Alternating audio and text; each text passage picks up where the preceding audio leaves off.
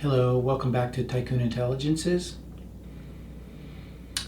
These are talking points, subjects that I'm outlining with regard to my system of intelligences. TYCOON Intelligences, I think about them as polyspheres, an ecosystem. I think about them having a sustainability. There's a sustainability environment. There are practices. I think about them as constellations or nodes. There's an economy at work, and there's a disciplined practice that I use to organize these into these different ecosystems. I think about them as being stable, volatile, or balanced. Intelligence spheres this is my very broad explanation of how I fold things into polyspheres. So I think about intelligence spheres, the cognitive intelligence, artificial intelligence spheres, artificial life, subjects like artificial life, quantum computing, or QC, emotional intelligence spheres or states, psychological intelligence spheres or states, business intelligence spheres, military intelligence spheres, political intelligence spheres. There are things such as political warfare, legislative and tax code, sub discussion points that I'll have. Biological intelligence spheres. TYCOON intelligence, I think about the different intelligence spheres, and I would like to propose that these different intelligence spheres, that people should have a taxonomic knowledge of them, or TTK, a taxonomic knowledge of these TYCOON intelligence spheres. I think they're essential, and they start with what I call my TYQ cores, which again is IQ, EQ, high quality characteristics, time-space intelligence, cultural intelligence, and digital intelligence. Those are my TYQ cores that I think everyone should try and orient with in my teaching methods here.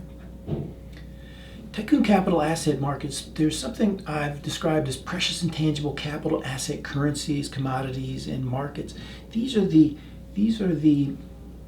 competencies that the TYCOONs have that I've worked with and that you must have as well in exchange. Things like positive mental attitude, a smile, being able to focus, trust. Trust is a huge capital asset.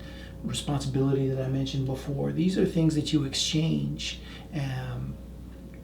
You exchange with people to earn, and sometimes they take from you. So there's a debit and a credit to that different type of system as well. So I talk about that here, the TYCOON debit and credit system to capital asset markets. There's an energy accumulation that happens with all human beings, and the better we are at organizing, the better it is that we can understand that there's a capital value to your energy. So energy accumulation, depletion, delivery, and the reserves that you may carry with regard to the effects of things like pollutants. And I talk about pollutants in the term of a negative pollutant or contaminants. There's something called organizational noise in the corporate structure, so you want to just be aware of what can invade your different capital asset markets, what's draining you of your different capital assets. So I think about organizational noise, things like negative attention, leaks, emotional energies being drained. There's an emotional energy to being responsible for everyone else, so I think about and we'll describe those. TYCOON leadership intelligence, conceptualization, and analogies. I'll go over responsibility, accountability, diplomacy, volition, ethos, hierarchy, and communities or resources that leaders are involved with. There's something called agreed trust and or versus contracts. So I think about agreed trust versus contracts, or agreed trust and contracts equaling trust builders. TYCOON intelligence polyspheres are multi-present, multi-layered, and multiversed. TYQ core intelligences I'll discuss with regard to self-governance. I think about them in terms of being Faraday cages, types of Faraday cages. These different polyspheres are affected by internal, external behaviors, practices, thoughts, etc. These are the different contextual lenses that I'll use: space intelligence awareness, or SSA, maritime intelligence awareness. I'll go over Carl Sagan. He talked about the pale blue dot. I'll talk about that at some point. Counter to the old idiom, it's not rocket science. What I have been outlining is basically like rocket science.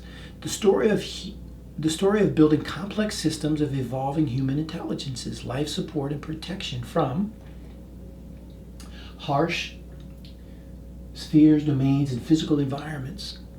While it is important that we do focus on elements of our basic primal human needs, past, present, and future awareness on the whole allows us to transition almost instantaneously through to our current modern civilization's foundations, participations, and responsibilities, which further attaches to the known digital domains, predicted and potential unknown future technology.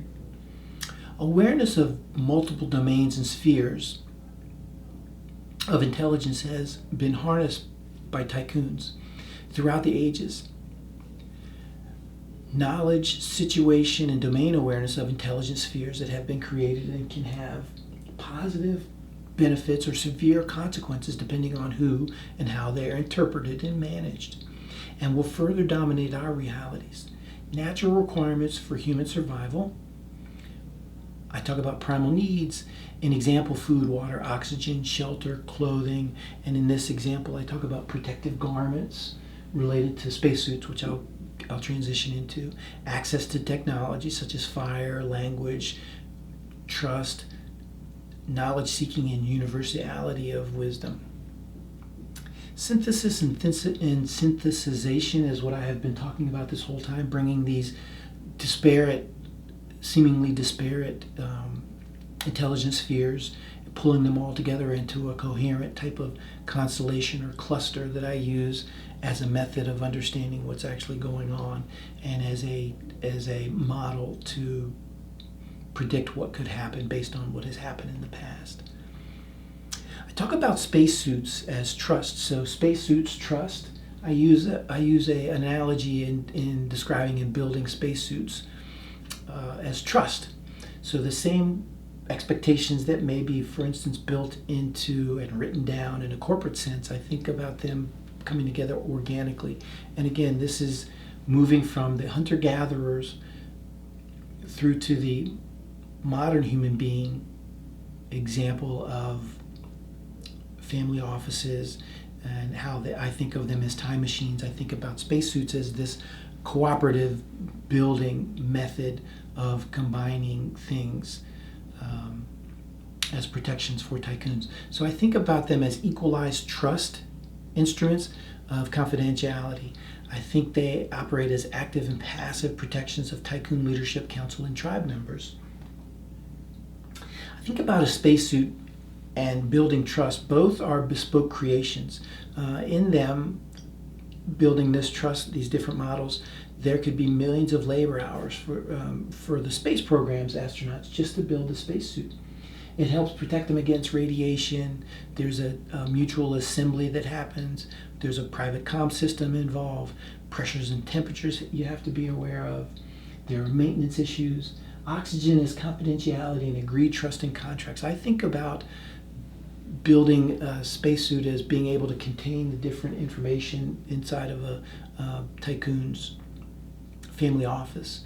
And so I talk about being able to create a compartment, a spacesuit for an individual that will contain the information, confidentiality, agreed trust, and contracts. Time within the tycoon's unique environment. I think about these as being logged, similar to a pilot or astronaut mission flight hours. I think about them having an equivalency to being the pilot in command, a navigator, or a crew member. Flight hours are referring to the total amount of time spent piloting aircraft, management, and services. It serves as the primary measure of pilot experience. I talk about EVA suits, which is extra vehicle suits, in my analogy as well. Spacecraft or space stations I'll discuss. Moon base, Mars base, and launch base I'll discuss. Satellites, artificial satellites, rovers, and probes. Satellites, artificial satellites, I think about organic satellites. I think about people being organic satellites. I think about there being a type of solar system around a tycoon that have orbits. And so they're organic, which are the tycoons, their loved ones, the tribe members and counselors. There could be another separate orbit system for their executives or businesses. But I think about people being organic satellites. And I'll go into artificial satellites and organic satellites by example. The Hubble Space Telescope, the James Webb Space Telescope I'll discuss. Satellites, again, artificial satellites, and they depend on things like radio waves, and lens telescopes are pointed into and looking at Earth as well. So I'll talk about all of these different things and how I analogize them for example about how people are always looking into other people's lives. I talk about satellite killers, satellite surveillance, and satellite jammers. I'll talk about rovers and probes, the Mars rover Opportunity, probes as long-range exploration, robotics such as Boston Dynamics. And again, I'm weaving all of this together from a family office perspective, from an analogy perspective, from a instrument of conceptualization. And the reason I do this is because I can't speak directly about the people I've worked for. I can't speak directly about the places I've been and what I've done. So I need to use these analogies as models to discuss further. And then frankly, if anybody wants to have some deeper discussion with me about this, I'd like them to present it to me in that way too, in an artificial sense. I don't need names, I don't need places, I don't need to know what you do, what you earn. I just need some example, some concept to speak about so that we could have a discussion, have some solutions, and then have a result. So unmanned space shuttles, or unmanned shuttles are what I talk about, drones. I talk about space garbage in my analogy of tycoons, the family offices being either a very simple wheel, whether they're a solar system that have orbits, etc. So I talk about all of these. I think about command and control centers.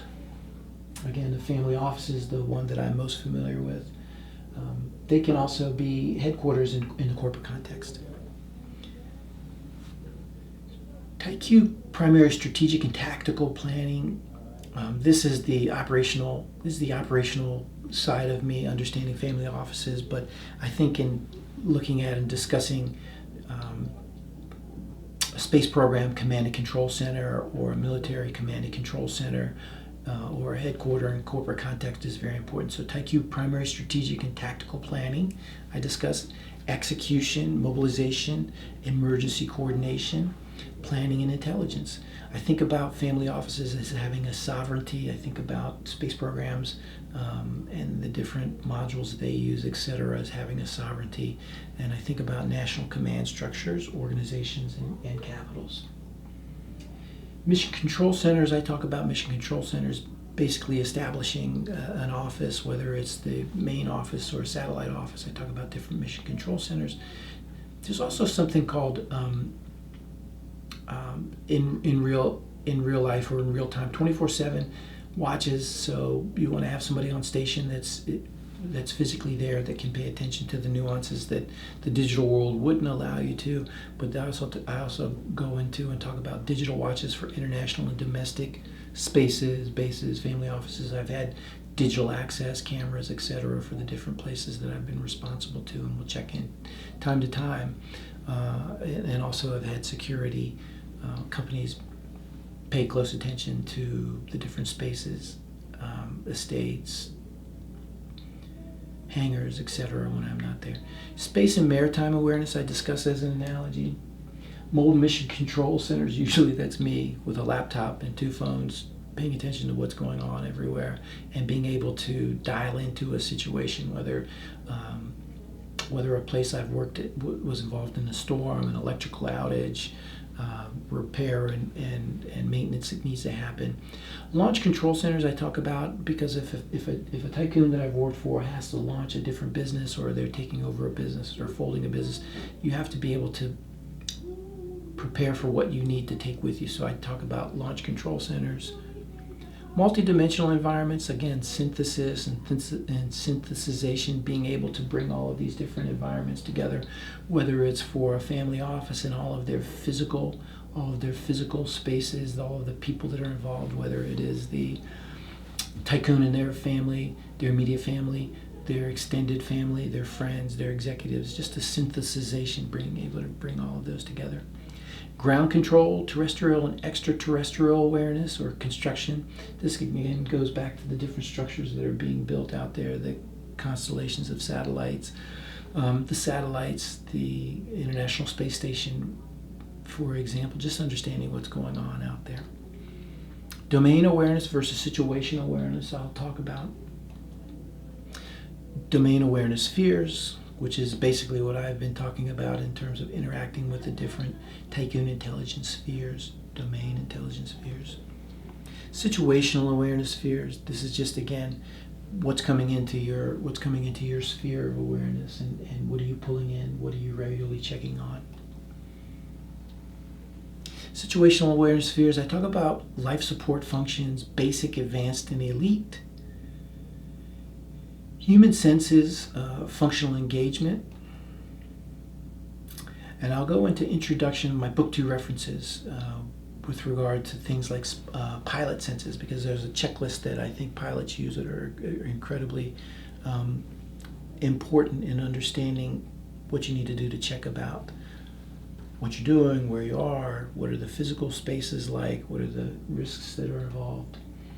I talk about generational preparedness, or Gen IQ, generational intelligence. Physical security spheres, international and domestic movements, life and death, international fields of study, and real-world tactics and operations that are going on in terms of the safety of the tycoons, their families, organizations, and spaces that I have been responsible for. Executive protection, this is when you do close protection, you travel with, and you have a strategic and tactical threat assessment, by example. Risk assessments, in what I did in large part was just protecting the principals, protecting the tycoons, their family members, etc. So just having an ability to assess risk, things like fire, flood, evacuation under certain circumstances. Medical preparedness, I talk about medical preparedness. Emergency preparedness, such as natural and man-made disasters, blackouts, fire, flood, storms, wind, tornado, hail. This is all preparation knowledge of what to do, when to do it, how to get involved, how to protect. Hurricanes, monsoons, lightning storms, freezing temperatures, snow, ice, drought, and earthquakes. Evacuation plans, again, how are you going to communicate? What are your communications and rendezvous plans? Are there safe houses involved? Are there compounds involved? What shared peer space have you got if you were in a bad situation? I talk about plans, so catastrophic civilization, game planning or war planning. I think about what would happen if this situation happened. Individuals could be invited into the Tycoon Leadership Council and tribe members temporarily. They could have their own leadership tribe, and they could be temporarily brought together. I think organizationally mirrored into, like I said, the Tycoon leadership and tribe members for practical purposes of bonding would be I hope to create a mutual system that the different tribes, the different Tycoon tribes could work together under harsh or difficult circumstances, unexpected circumstances. Risk management, I talk about best practices, vendors, and risk management companies. I go into due diligence, investigations, accounting and legal investigations, forensics investigation, by example. Due diligence, accounting, legal on people, social networks, businesses, corporate and private examples, and organizations. Just again, my model of 5 W's, 2 H's, and a pound sign. Who, when, where, why, what, how many. I talk about search and rescue, combat search and rescue as an example, medical services, HIPAA, And medical intelligence. This is related to medical encounter and medical intelligence. There's information being collected on individuals all the time now. And this information is just going to be built and could be used against, for instance, the tycoons, their families, their loved ones, their counselors, and their tribe members. And so I just want to have there be a greater awareness of the different medical and data that are out there about the people that I've worked for. I talk about regulations and HIPAA, generational implications of not keeping that information safe. So I talk about safekeeping of medical information on, like I said, the tycoons, their family members, the council, and tribe members. And HIPAA is about a pedigree, just a keeping track of medical history. And I talk about medical content and context. Biospheres, biological warfare, digital medical services are topics that I discuss. Hostile, kidnap, hostage, and ransom, cyber ransom scenarios I'll discuss. Survival skills in urban, wilderness, air and water circumstances. Modeled after the SEALs, the U.S. Navy SEALs, sea, air, land, and I've included space because I think and digital spaces, because I believe that they're all relevant, they're all pulled together, they have a physical effect. So again, search and rescue and combat search and rescue under these survival skills, what to do when you're in a situation, hostile situation. Under survival skills, emergency scenarios, active shooter events, waterborne events, what do you do in these circumstances? Navigational awareness, terrain awareness. Under survival skills, martial arts and hand-to-hand combat, what would you do under a circumstance where somebody gets into your personal space and attacks you? Can you defend yourself? Can you protect yourself? Can your loved ones protect themselves? The people that work for you or are in that environment as your tribe member, are they capable of handling a threat, of handling an individual or a group of individuals attacking your home space, your jet, your yacht, your car? Talk about firearms and weapons training, and in this I just basically talk about the ability to use them, identification of weapons. There are element of last resort. I talk about knives, clubs, longbows, crossbows, handguns, long guns, rifles. These are all elements maybe people don't want to talk about, but it's important that you know about them because these are weapons and tools that can be used against you. So the more you know and understand about them, the better you'll be able to protect yourself with or without them. I talk about shotguns, submachine guns, and high-powered scoped rifles. Improvised explosive devices. I talked a little bit about drones. You can now put a small munition of explosives on a drone, fly it right in next to somebody and explode it. And it's really the wild, wild west with regard to drones and how they're being used. I know they're being used overseas during wartime events, but they'll soon trickle over into civilian categories of threat as well. I think about armed drones. I think about sniper vulnerability evaluations and counter sniper placement or overwatch positions. Heavy weapons like a 50 caliber weapon can be shot from a great distance. So I think about when you're in an environment, what are the protections that you have? What are the distances? How can you see what dangers are coming? Talk about rifles, Gatling guns, heavy weapons, and heavy weapons response drones. Again, just knowing what to do in an active shooter event, plans for defense, response, and survival. I talk about armorers and gunsmiths, armories, armored vehicles. I also see mobile mission command centers. Helmets and body armor, ballistic blankets, safe houses, safe rooms, yacht vaults. These are all temporary safe spaces until help can come. Passive personal protection equipment, different sized helmets, body armors. What do you keep around the different spaces that you have in protection of the tycoons that you work for and are protecting? Ballistic blankets, armored vehicles, oxygen and ventilation. These are all concerns when you're in these different safe spaces, whether it's a mobile transportation unit or a yacht vault, a safe house? Have you got oxygen and ventilation? Talk about canine protection as organic sensors. They have a bomb sniffing capability, executive protection, and then they have a combat capability. But they're also important because they can do search and rescue. So dogs can do a search and rescue. They can fulfill all of these different missions. So what sort of canine protection have you got involved in your world? They can also help with regard to smelling out different contraband, poisonous substances in packages. I think about ear, eye, respiration, skin, sound, and acoustic protections. Biohazard sensors, I think about them mechanically. There are machines that you can use and put envelopes and sensors through, or you can wave and see if there's a hazardous material that you're bringing into the home, into the space, into the corporate office, into the executive offices. We'll talk about lasers, acoustic, sonic, and microwave weapons that have been used against embassies, against military organizations, and have a real threat to people of ultra high net worth.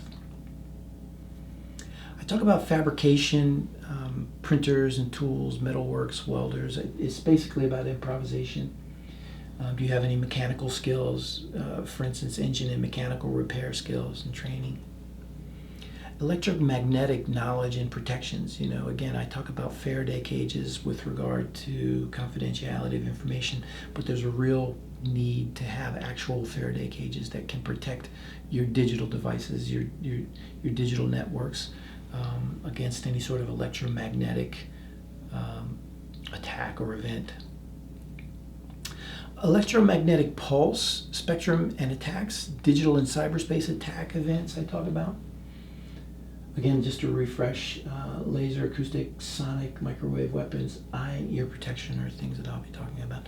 Digital sphere knowledge, I think this is important to know. Awareness, predictive analytics, and cyberspace, catastrophic events, understanding digital situational awareness is important. And sensors.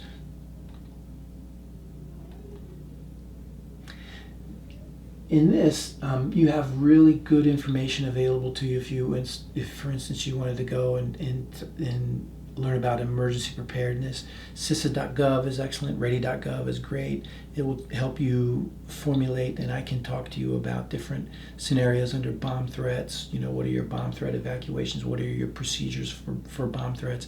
Hazardous materials being presented to you, and what's your knowledge of that? It's about knowledge, hazardous material, and knowledge handling. OSHA.gov, this is relevant because in the corporate world you have certain responsibilities inside of a workplace, even if it's a home. If you employ people, you have responsibilities of a workplace, and OSHA.gov is something you'll interact with, and they've got pretty good information you can access on OSHA.gov. Digital hygiene is important, and we'll talk about that. FAA regulations for drones I can discuss, and you can talk about drones involvement at the FAA from major to minor involvement, whether you wanted to get a drone pilot license or know the different areas that drones can operate in. Talk about big data, data mining, warehousing. Big data is building psychological patterns and profiles on us all. So I wanted to talk about the real world consequences of that. And again, quantum computing, that's incredibly important. We're having involvement with artificial intelligence more and more today. Quantum computing is the next level by multitudes and multitudes. So I just go into and discuss a little bit about that, how it will affect humanity and how it could affect you and your positions. In this, Tycoon Intelligence, I'll go into Book 2, an outline. Thank you.